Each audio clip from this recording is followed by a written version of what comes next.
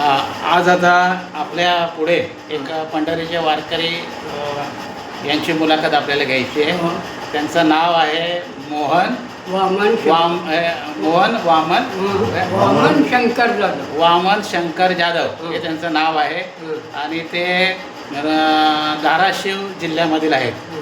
आणि धाराशिव जिल्ह्यामध्ये तालुका कुठला? लोहारा. आणि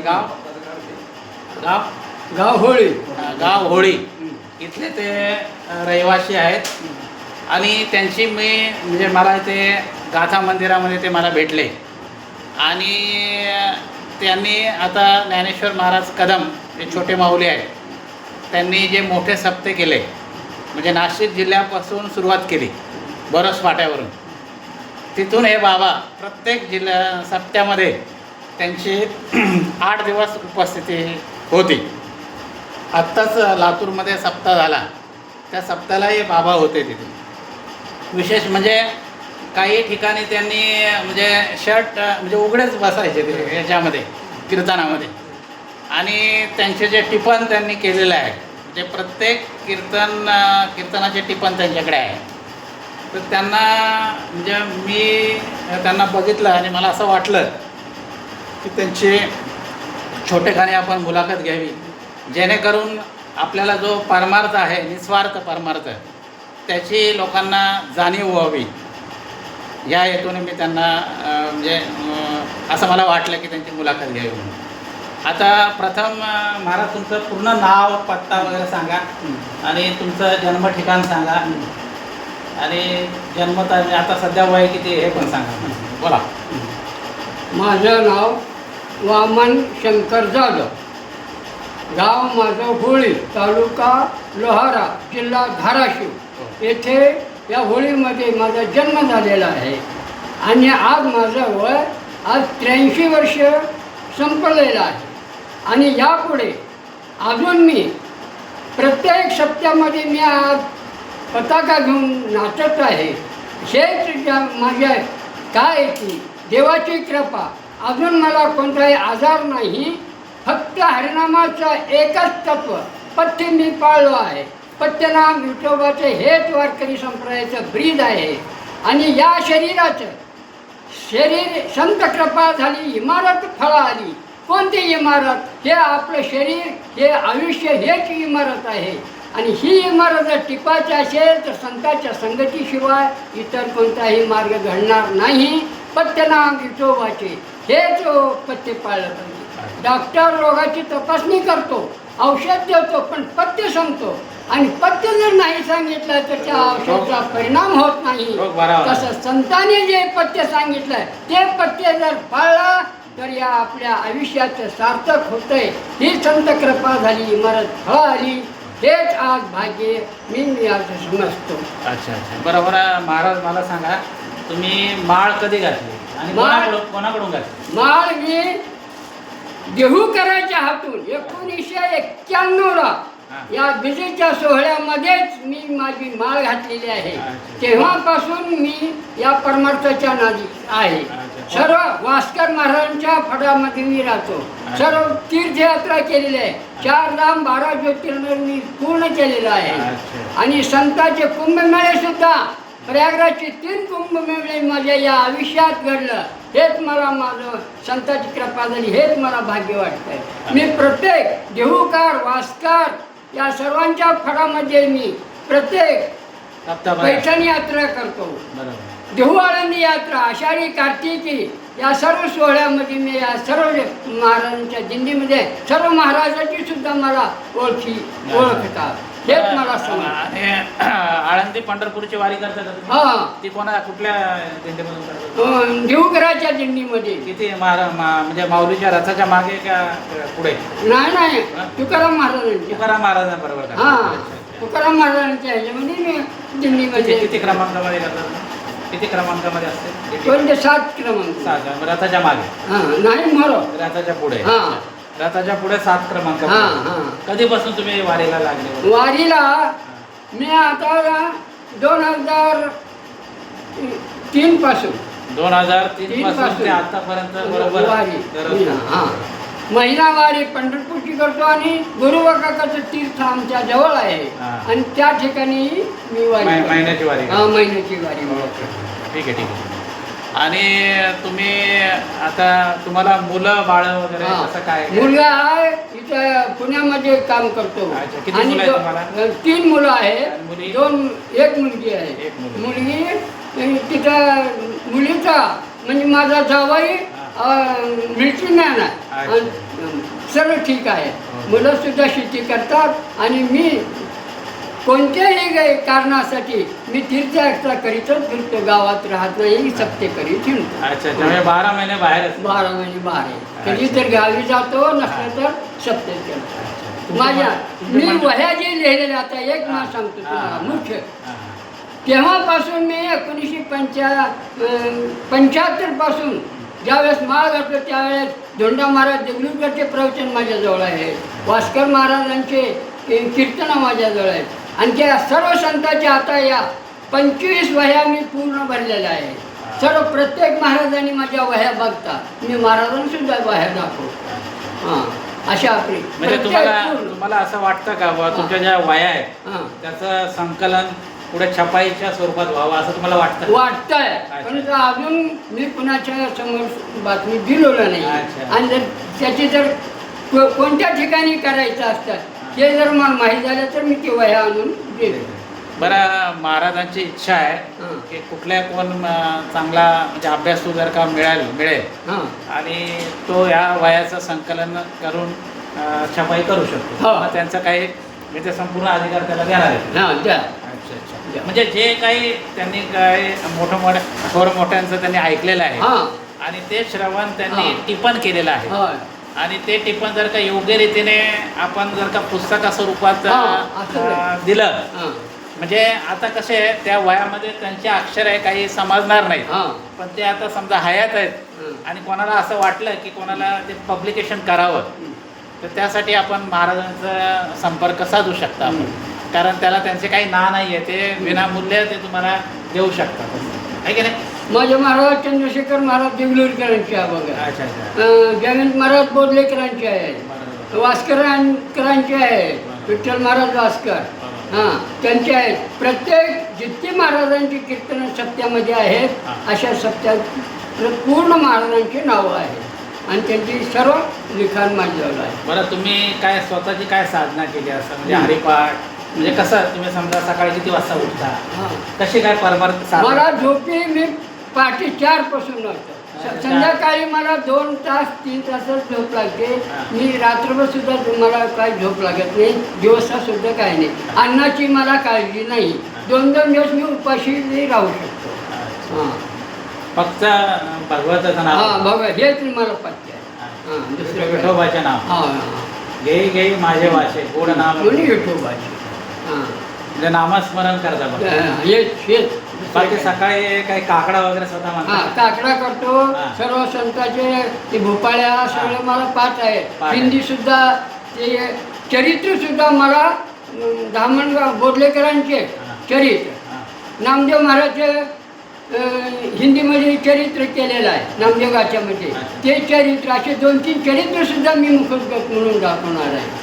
हां आता पंढरपूरच्या हा, आता सप्ताह आहे अशा सप्त्यामध्ये काय नाही. याला आपला अधिक मासामध्ये हा अधिक मासामध्ये मी सर्व संपूर्ण मला जी पाठ आहे ज्या ज्या संतांचं वर्णन पूर्ण हा, चोकोबाच्या बाळणपणाचं वर्णन हा.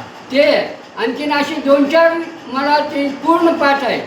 गोरबा काकाचं चरित्र पूर्ण नामदेव रायने केलेलं हे सर्व मी आतापर्यंत म्हणणार होतो परंतु मी थोडं महाराजांची परवानगी घेतली नाही आणि आता मी नामदेवाच्या चरित्राचं संपूर्ण त्या ठिकाणी उद्घाटन करणार आहे. मला जितकं पाठ आहे ज्याच्या संतांचे चरित्र जे आहेत ते सर्व मी मुखोद्गत म्हणून दाखवणार आहे.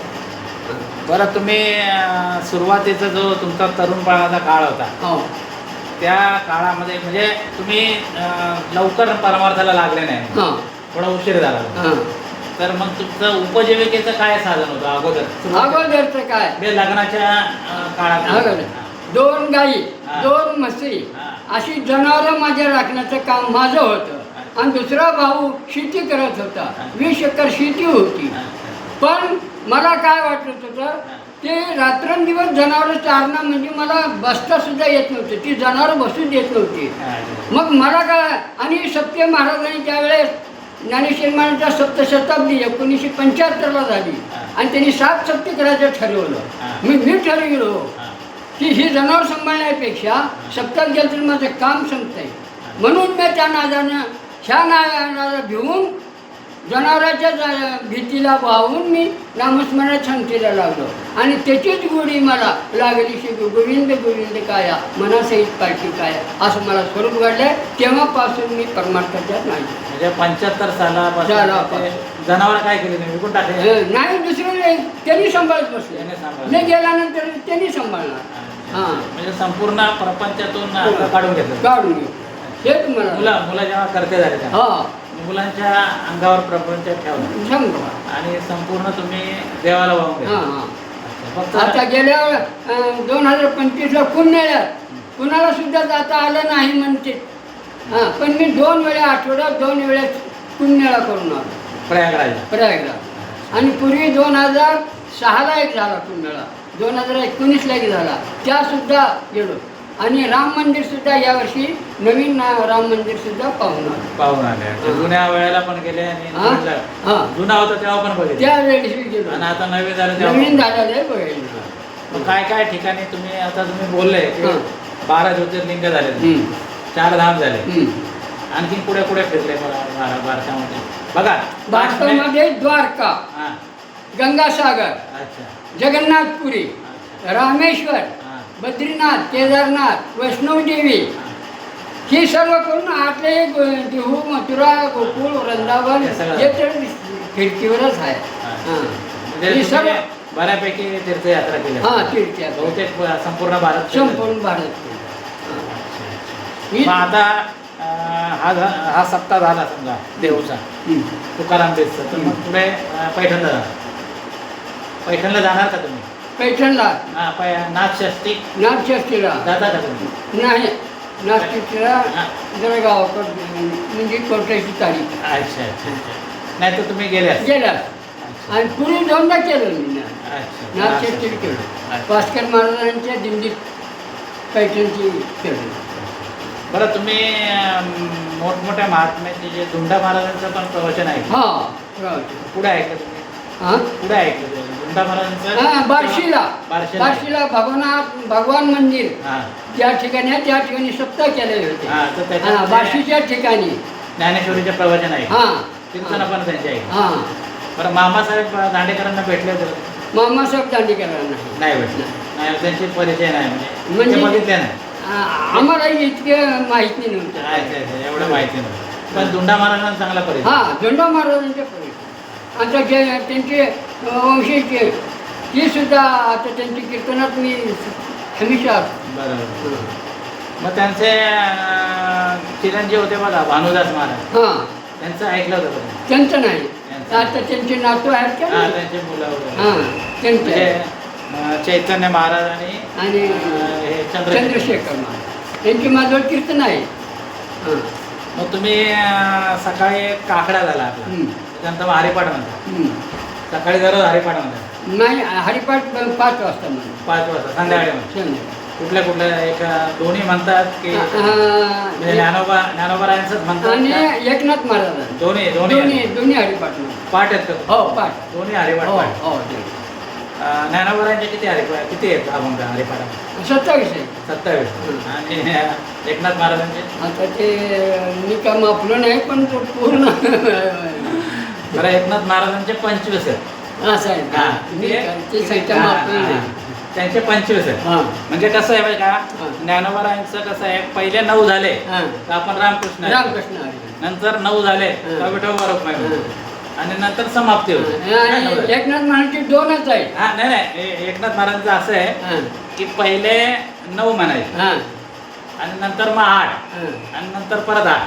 नाही, एक पण 2दाच म्हणते.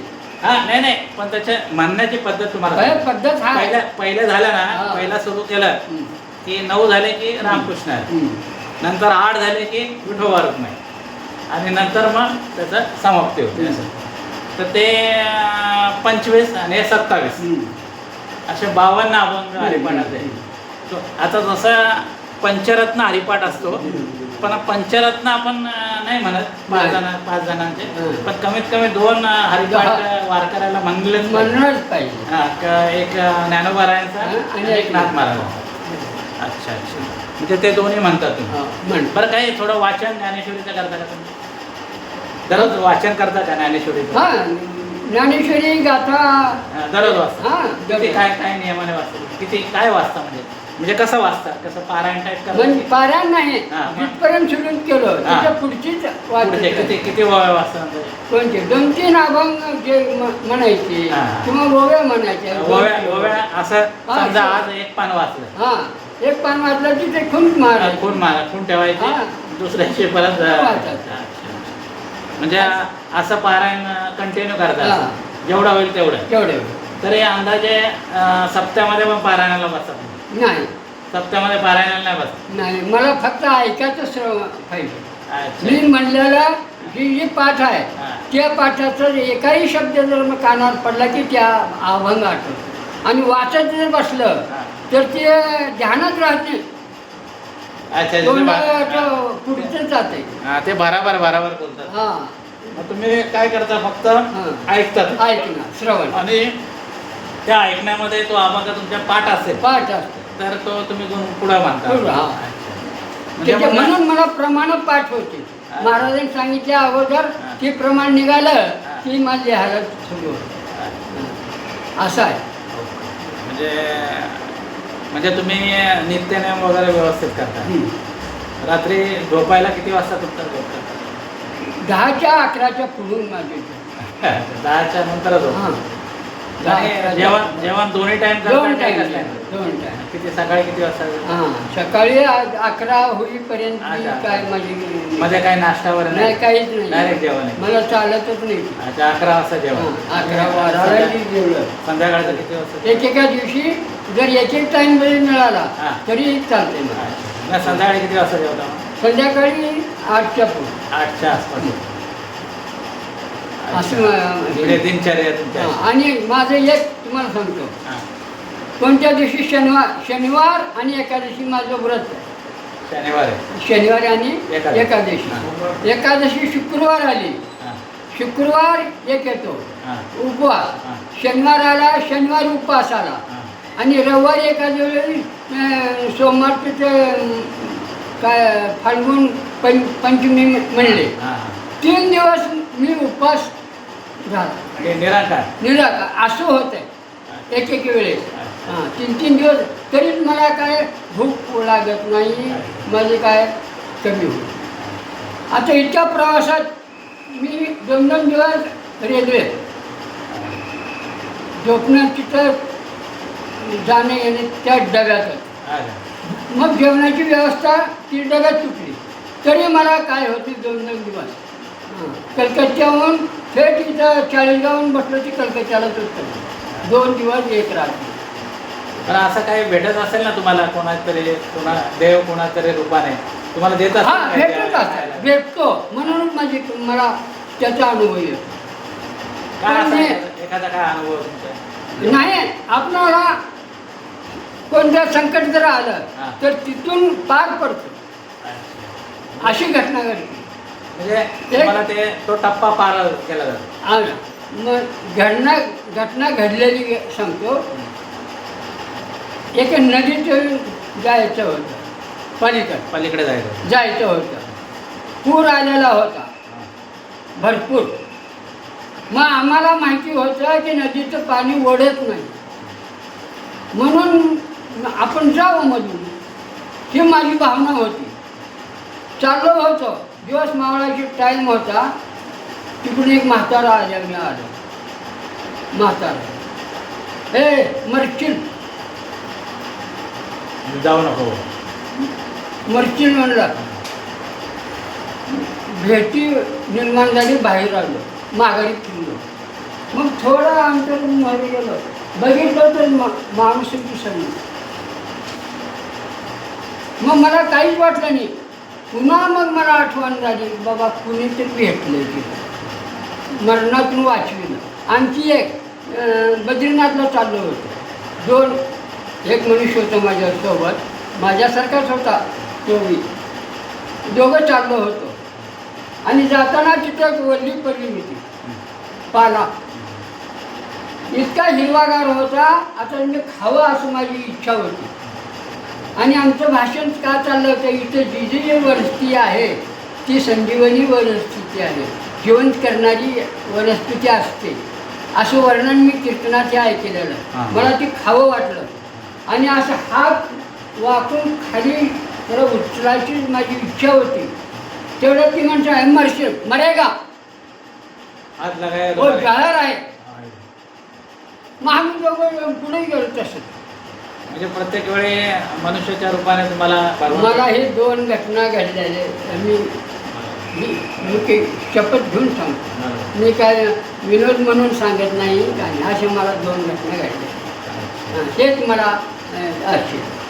बरं तुम्ही काय फोन नंबर पण फोन नाही तुमच्याकडे? नाही. मला मुला आता घरातले कसे काय संपर्क साधतात? मी असं कुणाला बोलत असलं तर असं त्या फोनवरून. अच्छा अच्छा, तुम्ही तुमच्या मुलाचा नंबर तुमच्याकडे आहे? हां. म्हणजे तुम्ही कोणालाही सांगता बाया फोन लावा? हां, जरी बोलत असलं ते सहसा मी बोलत नाही जास्त. हां, पण मला मुलांना ते 5-5, 10-10 हजाराचे घेऊन दिवले, पण मला ते चालवता येत नाही. ते फोन घेऊन दिले त्यांनी, पण तुम्हाला चालवता येत? चालवता येत. त्यामुळे तुम्ही फोनच घेत नाही. हां, आणि एक सांगतो, हो त्याचे शिक्षण बी शिकन, पण तो त्याच्या मागून उपाधी लागते. बरोबर. कुणाचा तर फोन येते, काय तर होते, कुणाचं बोलावं, त्या भानगडीत नको. मग तुमचं आता समजा तुम्ही एवढं फिरता, मग त्याला पैशाची गरज लागतेच ना? पैसे लागतात की नाही? लागते, पण मला लागत नाही. नाही, मग तुम्ही कसं काय करता म्हणजे? मी हो का, मग हेच मला सांगायचं आहे. तिकीट चेकर येतो. हां, बरोबर. काय बता, हां, तर तुम्ही काय सांगता? गप्पा झेंडा दाखव, त्यांना ओळखत आहे. म्हणजे भारतीय रेल भारतीय आहे. ही झेंडा आपला एक सांगतो तुम्हाला मुख्य मुद्दा. हा झेंडा भारतात तुम्ही कुणीकडेही जावा, भारताचा झेंडा तिकडे उत्तर प्रदेशमध्ये, कर्नाटकमध्ये नाही. फक्त आपल्या महाराष्ट्रातच हा भगवा झेंडा, वारकऱ्याचा झेंडा. आणि हा झेंडा पाहिले तिकडले लोक की त्यांनी प्रत्यक्ष त्या झेंड्याला नमस्कार केला. झेंडा फक्त आता समजा बसचा प्रवास असेल तर काय करता? हां, बसच्या प्रवासामध्ये झेंडा घेऊन येतात. बसचा कंडक्टर बोलत नाही का तुम्हाला? बोलतो, एक काठी म्हणतो, काठीने साहेब पता काय, वारकरी सांगतो. हां, मग तिकीट काय नाही? तिकीट नाही. म्हणजे एवढे सगळे यात्रा केली विदाऊट पैसे? विनाऊट पैसे. आणखी एक सांगतो, मी कुणाला हात पसरला नाही. हा, तेच मी म्हणतो. कोणाला म्हणजे बा तुम्हाला असं वाटलं का बा एखादा पदार्थ खावा, मग त्याला पैसे पाहिजे, ते झालं नाही? कोणाकडे मागितले का? पैसा सुद्धा आता काही काही लोक मागे चिंता, मी त्यांच्या तसा बोलत नाही. मी पैसा कुणालाही मागितलो नाही आतापर्यंत. आणि कुणी एखाद्याने जर दिले तर ते स्वीकार. अच्छा, म्हणजे पण मी मागलो नाही. म्हणजे हात पसरी त्याच्या दिग्विजयने, हे मी वचन पाळलेलं आहे तुकारामाचं. एकच हात पसरी त्याचे दिग्विजयने, हेच मला. भिक्षा पात्र अवलंबन हे जळो जिने लाजे. म्हणजे महाराजांनी जे घ्यायचा, शहर दिया तो दूध बराबर, मांग लिया तो पाणी, छीन लिया तो खून बराबर, हे कबीर वाणी. हे पद्य वारकऱ्याचं. बरं, आता तुम्ही एवढे सप्ते फिरता गावोगावी, तुम्हाला काही मानधन दिलेलं आहे का लोकांनी? मी तिथं बसत नाही आतापर्यंत. काही त्या ठिकाणी मी जात नाही. पण सप्त्याकडून कधी तुम्हाला पैसे भेटले? नाही, आम्ही जातच नाही तिथे त्या टायमाला. आणि जर एखाद्याने दिले तर ते म्हणजे तुम्ही पैसे घेतले नाही, मागितले नाही. पण असं आता हे कदम माऊलीने मोठमोठे सत्य केले, पण मी त्यांच्या तुम्हाला काय मिळाले का? नाही, मी गेलोच नाही त्यांच्या. अच्छा, तुम्हाला काय म्हणजे तुम्ही मागितलंच नाही आणि त्यांनी पण तुम्हाला दिलं नाही? बरं हे आता हे तरुण माणसं जे तरुण वर्ग आहे तो परमार्थाला लागलेला आहे त्याला काय तुम्ही संदेश द्याल? त्यांनी एकच पथ्य पाळायला पाहिजे काय? की संतांनी जे सांगितलेलं आहे त्याच्याच नियमाप्रमाणे वागलं पाहिजे. हां. हे दुसरं काय आचरणात आणायला भागणं. म्हणजे आचरण हे फार महत्त्वाचं आहे. आचरण नाही, नामस्मरण नामस्मरण आणि आचरण. आचरण हे दोघांचे संघर्ष हां, आहे. नुसतं नामस्मरण फायद्याचं नाही. बरोबर. त्याला आचरण आचरणाशिवाय जोडणार. बरं एखादा एक छोटासा अभंग म्हणा जो तुम्हाला येतो काय जे आहे तसं ते चरण म्हणायचं आणि मग आपण समाप्त. ये जग है वो फराटे, ये जग है वो फराटे, झूठे को कैसा साहिब भेटे, पत्थर ऊपर सिंदूर डाले, देव कहे मोठे, नवसे खातर बरं बरं. किया नारळ फूट, देव को नारळ फूट. हां, झूठा सच्चा हे जी संतांनी वर्णन केलेलं आहे त्याचप्रमाणे आपण वागलं पाहिजे. हेच. आणखीन काय? हां ज्ञानोबा तुकाराम बरोबर एक गजर करा एक. हां मी ज्ञानेश्वर तुकाराम महाराज हां तुकाराम महाराजांची 108 नामावली आहे. हां बरोबर. श्री हां? तुकाराम श्री तुकाराम, प्री श्रीराम, आसुरवी राम, श्री तुकाराम, चैतन्य भूषण, श्री पाषाण तुकाराम. भूषण, हां. कथामृतासना, मोक्षत्रिशासना, वक्ता महामानी, बाबा शिष्य, वा वा. आम्रसन्मणी, श्री तुकाराम. ज्ञानी श्री तुकाराम. नाही तुम्ही हां. बोला. ज्ञानी अमरेंद्र, ऐश्वर समुद्र, बोधामृतचंद्र, तू परम सुभद्रा, प्राणी इंदमना, पुरुषंप्रियाना, हरिश्री रमना, जिजाई रमना, तू तारिक लोका, महानंदहारका, ज्ञानजनका, बालका, जय जय मुक्तिवर्य, प्रकाश सूर्या, समाजहर्या, श्री विठ्ठल राजा, जगद्गुरु उपा, निश्चित उपा, माय संतल्पा, मायतम दीपा, अवतार लक्षी, जलत पक्षी, सर्वांतर साक्षी, जयगुण पक्षी, कुमती निवारंजन, निर्मळ गुणांजन, भवय भांजन, निवासी निरंजन, परिवृषीज्ञा, आदगुरु प्राज्ञा, सर्वकाळ सुज्ञा, जयवंत वाज्ञा, कष्टात वाज्ञा, भुवन भरज्ञा, सरळ कर्तज्ञ, उजरीची आज्ञा, षड्रूप स्वयंत्या, मायनाची तरत्या, प्राप्त्या हरत्या, अनुजय करत्या, महायोग मंडना, तरुपाप खंडना, गळिकाल दंडना, तू अग्नि असुर खंडना, तू सुखसागर, महापुरी महागर, अद्भुत सौदागर, कल्पद्रुण कामा, सुमंगल धामा, तपशीलवा, महाविग्रामा, दीक्षित जगपद्मा, महापकौतुक सद्मा, दीनदायक पद्मा, ज्ञानदेवज्ञा, तू अकळीत काळा, महाभक्ती गोपाळा, तू परम कृपाळा, शांती गोपाळा, तुकाराम तुकाराम तुकाराम तुकाराम तुकाराम. पुंडलिका वरदा विठ्ठल श्री ज्ञानदेव तुकाराम पंढरीनाथ भगवान माऊली ज्ञानेश्वर महाराज. जगद्गुरु तुकाराम महाराज. बघा आत्ताच आपण महाराजांची मुलाखत ऐकली. बघा कसं आहे, तुका म्हणे घालू तयावरी भार, मग कैवारी होईल नारायण. बघा 1 रुपया नसताना ते पूर्ण भारत फिरले, शिवाय कोणाकडे काही मागितलं सुद्धा नाही.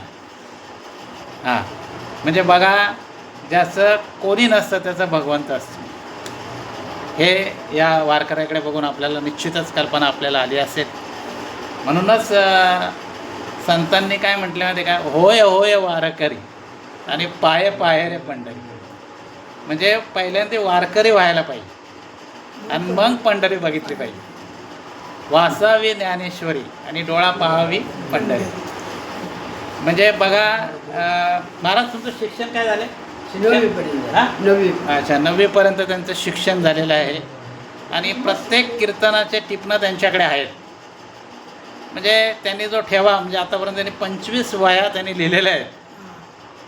तर त्याही तरुण वर्गाला उपयोगाला येतील भविष्यामध्ये. कोण प्रकाशक असेल तर त्यांनी त्या महाराजांशी संपर्क साधायचा आहे. विनामूल्य ते त्यांनी जो संग्रह केला ते तुम्हाला ते देणार आहेत. तर एवढं करून ती मुलाखत मी समाप्त करतो. रामकृष्ण हरी.